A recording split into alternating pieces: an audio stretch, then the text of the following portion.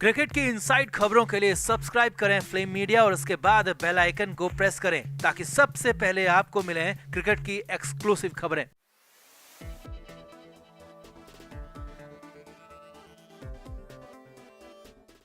सुशांत सिंह राजपूत के जाने के बाद वो हंसता मुस्कुराता चेहरा लगातार आंखों के सामने आ रहा है और उसे क्यों इस दुनिया को छोड़ना पड़ा वो भी बार बार याद आ रहा है। तो हमने आपको बताया था कि सुशांत के साथ झगड़े की शुरुआत 2017 में सलमान खान की बर्थडे पार्टी से हुई थी और सलमान के पनवेल फार्म हाउस में हुई इसी बर्थडे पार्टी को लेकर अब कुछ और बड़े खुलासे हुए हैं, क्योंकि उस दिन सुशांत सिंह राजपूत पर हाथ तक उठाया गया था और बहुत कुछ गलत शलत भी कहा गया।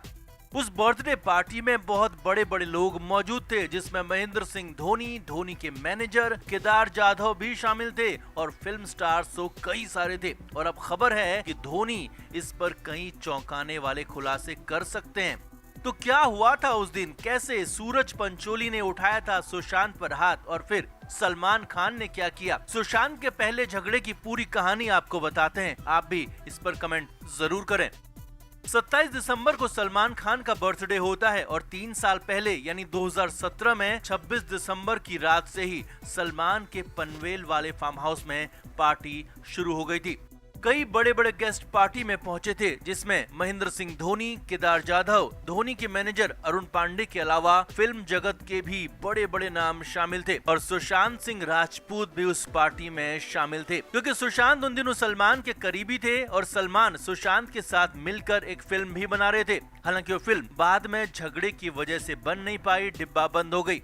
तो रात 12 बजे सलमान खान ने केक काटा। उस वक्त भी कुछ तनातनी हुई थी, लेकिन असली झगड़ा रात 1 बजे शुरू हुआ, जब सूरज पंचोली के सामने सुशांत सिंह राजपूत आ गए। जी हाँ, वही सूरज पंचोली जो जिया खान के मामले में आरोपी हैं। तो खबर है कि फार्म हाउस के ड्रिंक एरिया में सूरज पंचोली और सुशांत सिंह राजपूत के बीच कुछ बहस हुई थी और उसी सूरज पंचोली के साथ झगड़े की शुरुआत हुई थी, जो जिया खान मामले में आरोपी है और अब तक घूम रहा है। अब सुशांत और पंचोली के बीच बात बहुत ज्यादा बढ़ गई और सूरज पंचोली ने सुशांत पर हाथ तक उठा दिया था।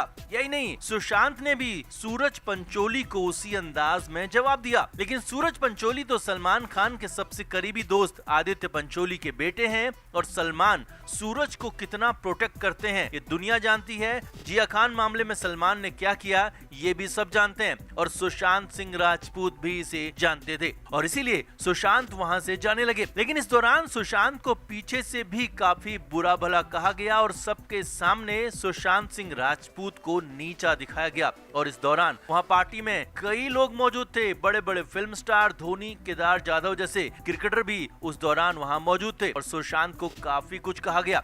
यही नहीं, सुशांत सिंह के जाने के बाद भी सूरज पंचोली और सलमान गैंग ने सुशांत को लेकर बहुत बुरा भला कहा। अब सुशांत सिंह राजपूत तो चले गए, उसके बाद सलमान ने सुशांत को फोन करके झगड़े के बारे में पूछा तो सुशांत ने झगड़े की वजह भी सूरज पंचोली को ही बता दिया, जो कि सच भी था। बस फिर क्या था, दोस्त के बेटे की गलती तो सलमान खान सुन नहीं सकते थे और फिर सलमान ने अपनी पैंतरेबाजी शुरू कर दी। सलमान खान ने सबसे पहले अगले दिन अपनी उस फिल्म को ही बंद कर दिया, जो फिर उसके बाद कभी बनी ही नहीं। यही नहीं, उसके बाद सलमान खान ने अन्य फिल्म मेकर से भी सुशांत को अपनी फिल्म से या तो नहीं लेने को या फिर हटाने को कहा और धीरे धीरे सलमान अपनी इस चाल में कामयाब होते चले गए और बड़े फिल्म मेकर्स ने सुशांत सिंह राजपूत को फिल्मों से निकालना शुरू कर दिया।